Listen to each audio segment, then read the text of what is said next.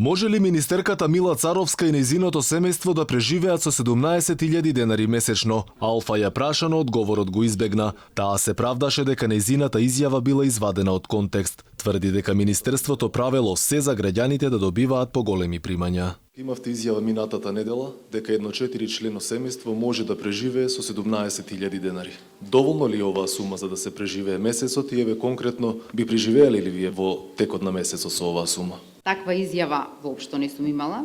Таа беше извадена како тонско парче од емисија и беше извлечена од контекст.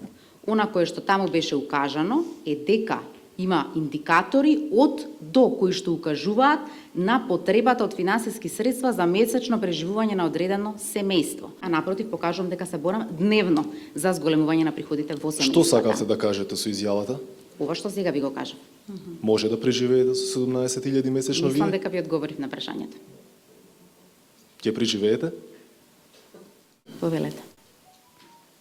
Деновиве социјалните мрежи беа преплавени со критики за изјавата на министерката. Во меѓувреме граѓаните пред камерата на Алфа вела дека Царовска живеела вон македонската реалност и порачаа со 17.000 денари таа да проба да го помине месецот. Тој што ви кажал, дајте му 17.000 и нека преживее и сметки да плати и да преживее цел месец. 17.000 воопшто не е реална сумата.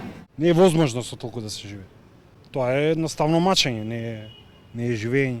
И додека граѓаните критикуваат, министерката се правда дека била погрешно разбрана. Според синдикалната кошница, за едно просечно семејство со 2 деца му требаат најмалку 32.671 денар. Според пресметката на синдикатот, ако семејството потроши 17.000 денари, би имало пари само за храна и ништо повеќе, но не и да плати сметки за струја, вода и телефон. Според државната статистика, над 455.000 луѓе во земјава едве преживуваат, или 21,9% од населението едва го крпи месецот.